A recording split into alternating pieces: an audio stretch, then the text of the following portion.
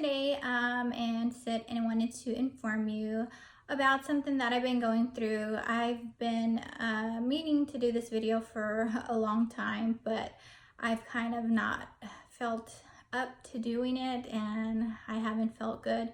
But I feel this video will help a lot of people out there that might have gone through the same thing that I did.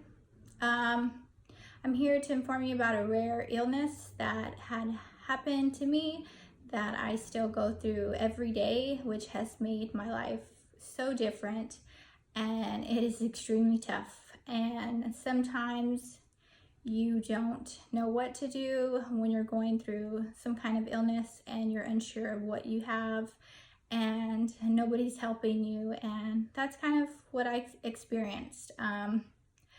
I found out in July the 5th that I did have multiple rare diseases that are really rare, and so that's why my journey was so hard to diagnose what I had been going through. About a year ago, I had went out of town to Vegas with some family, and we had went out, had a great time, and we came back and we went to the rodeo, and I just did like a lot of walking. So those couple weeks I was just thinking, oh, I'm just so tired. Why is my back hurting? My legs were hurting. I had just felt kind of ill and not up to it. But leading days after, I started not being able to walk. I couldn't get out of bed. It was just like a feeling I had never felt before. My family was thinking, oh, maybe she's sick, she's just tired, she's been doing a lot. But days after that, I really couldn't walk. My back was so tight and so unable to keep me up that I couldn't do anything for myself. And that's when my family started to notice that I was really going through an issue that we didn't know what it was. So I had went to many doctors. I went to a primary, I went to another one. They were saying, oh, you're probably just tired, you overdid it. I had a previous injury before my leg. They said maybe it was that was causing it. But days later, I still could not get up out of bed. Felt like my back was just so tight and broken that it was every move that I made, it was like shocking pain from my feet up to my hands, pain in my face, in my eyes.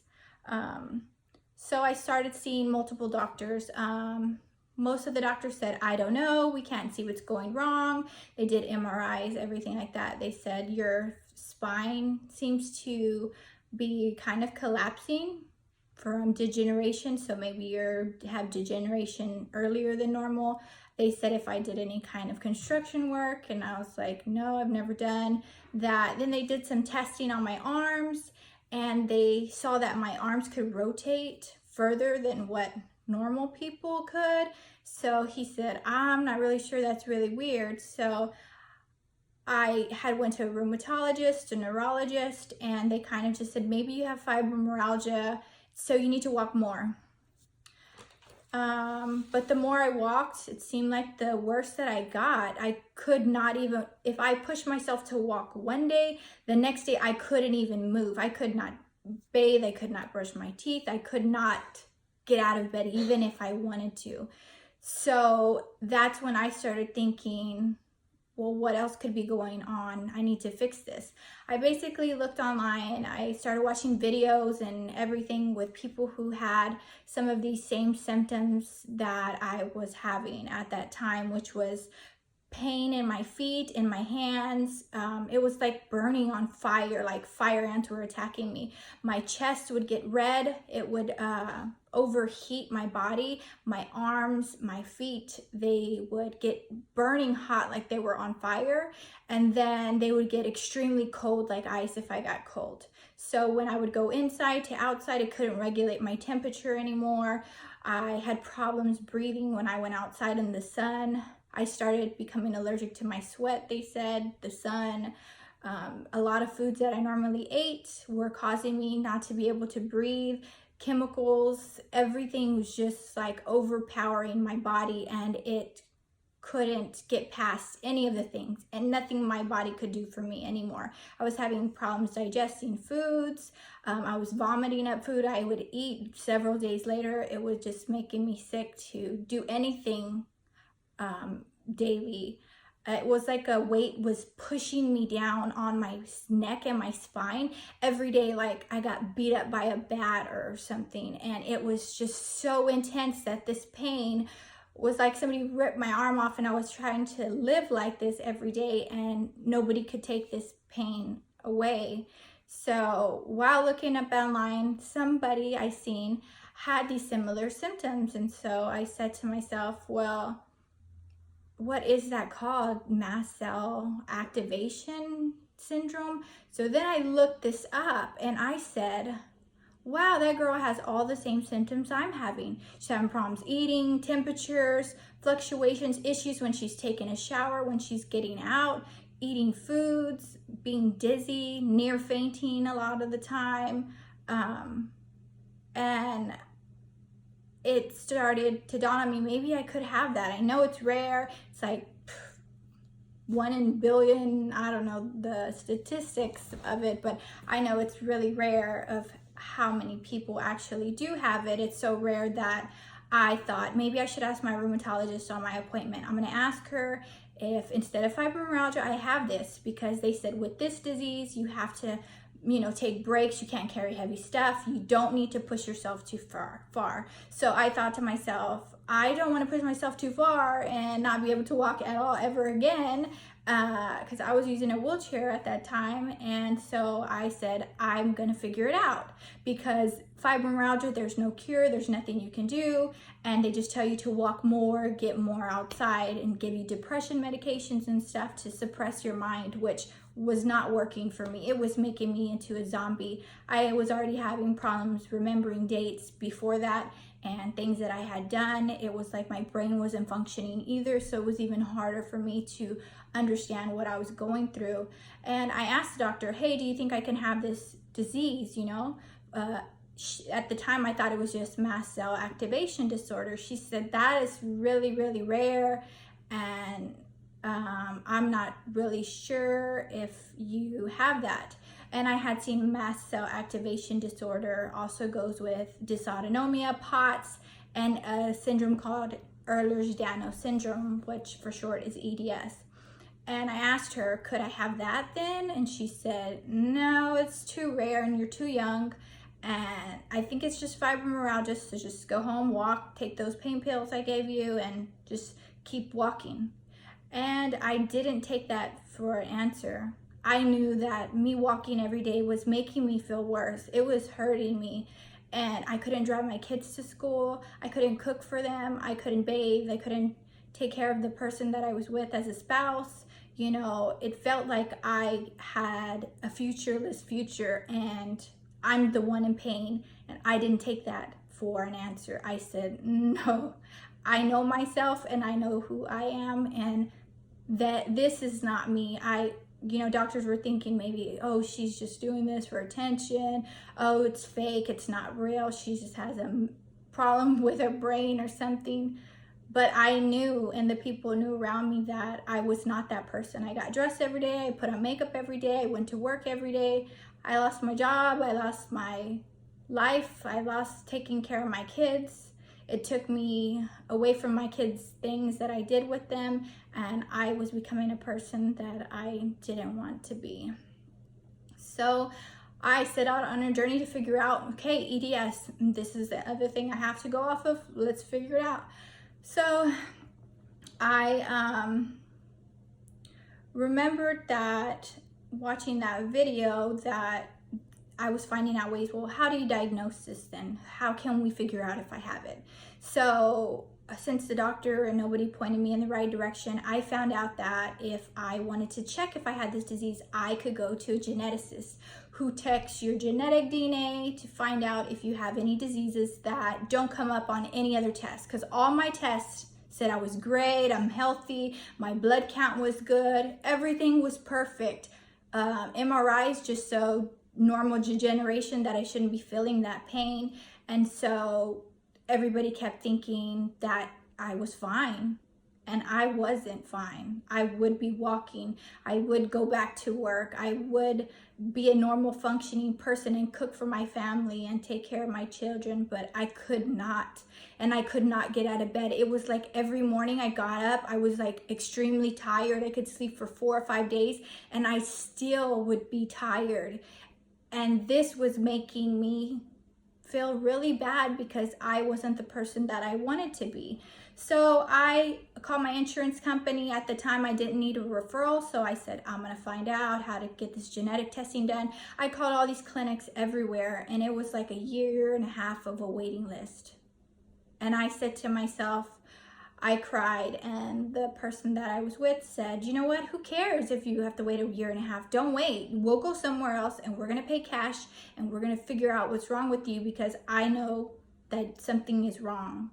So we found, I called doctors all over where I live, out of the city, out of the state, and in order to try to find what kind of genetic doctor I needed. There was other kinds that I wasn't sure. So I just called and asked a lot of questions. I found a place that said that they knew about fibromyalgia and they knew about EDS and mast cell activation disorder, the same kind of things that I was feeling. So I said, wow, that's awesome. I finally found a place after looking and looking, and they were only like an hour away from my house. So, which was really rare because it's really hard to find that, kind of geneticist that would take you in that quick and you could pay cash. So they said I could pay cash to see the doctor, and I said that's fine. I printed out all my medical records that I had since I was young, because I had a knee problem when I was younger. And so I printed out all those reports, and I brought every blood test, every MRI, everything I had in hope to see what this person would tell me, because I didn't know. My family still said, I don't think you have that either. The doctor said it's too rare, and I don't think you have that. But there was certain issues, like with my skin. I had always had really stretchy skin. Like I got stretch marks faster than most people on my legs, on my, parts of my chest. There was like little stretch marks that my skin, usually if it retracted, it doesn't go back normally. And since I was a teenager, I always had problems with heat, and my skin would break out really bad with big rashes on my face, on the back of my neck when I ate certain things. And so I always just thought, maybe that's an acne problem. And I had always been tired since I was like a teenager. I was always extremely, extremely tired. I always had menstrual issues where like they would come and go, they weren't consistent. And I always had like heart issues where I felt like my heart was racing or speeding up too fast, and it would make me dizzy. But I always thought that it was a normal thing, that everybody got extremely dizzy and everybody almost fainted all the time. But when I went to this doctor appointment and showed her all my records and told her about the issues that I was having with these stretch marks, and she looked at my skin and everything, and some of those things, she said, no, that's not normal. Everybody doesn't get almost dizzy and pass out all the time. That's not a normal thing. And I thought to myself, wow, what lucky people are in the world that don't have to have this experience. I've lived with this my whole life, and I never talked to anybody about it. I always thought it was normal, because when I complained, people always said, you are complaining too much. You're just overreacting. Your legs don't hurt. You're just tired. Take a rest. And I believed people so long that I let it get out of control, and I ended up in this point. Well, she did an exam. She kind of did all these bends, like I can bend my arm, my finger all the way back here, and do like this behind my back, and do all kinds of like stretching, touch the floor, and my knees won't bend. And she looked at me and she said, you do have EDS. I'm pretty sure you do. We'll do a genetic panel on you that you'll have to pay cash for. And I was fine with that. I just wanted to figure it out so I could get a regimen and go from there. So she said, you do have EDS. I had already been seeing an allergist as well, who said that I did have that mast cell activation syndrome, where your body becomes allergic to things and your mast cells act abnormally, that in a way that they've never acted before. And so it starts attacking your body and makes it inflammation. Every time you eat or drink, I would drink a glass of wine or something, and I started becoming allergic to the histamines in foods, and it was causing me to have problems with flushing, problems breathing, and those mast cells just act abnormally. They don't know why it happens, it just does, but it's a combination of things that go along with the Ehlers-Danlos syndrome. And I found out after seeing a heart doctor that I also had dysautonomia and POTS, which goes along with EDS. And my genetic doctor also informed me that I had another disease called Durkin's disease. And it's where you get these little nodules of skin fat throughout your body. And multiple times I had gone to like massage therapists before, and they had always said, God, you had like these super tight knots all over your body, everywhere. Why? And I didn't know, but apparently with Durkin's disease, they push on your arteries and certain veins in your body, and they just keep growing and growing, and they don't know why, but they're really extremely painful. So I had those two rare genetic diseases. So that was a combination of why I was in such pain. And my doctor believes that fibromyalgia is not just fibromyalgia. Fibromyalgia is a symptom of EDS, because most doctors don't know about EDS because it is so rare. But she worked at the Mayo Clinic, so she did a lot of research on this topic, and she had actually had EDS herself and had many problems, and nobody helped her. So while she was a doctor and she wasn't getting the help she wanted, she figured it out, and now she was helping other people like me who were experiencing these fibromyalgia, EDS, mast cell activation problems. And I was so thankful the day that I went to her, and I hugged her and I cried, and my family was there, and they realized that this was actually a big issue and something really hard that I was going through. And I felt just so happy that somebody listened to me, and somebody didn't say I was lying, and someone didn't say that it's too rare, it's not true.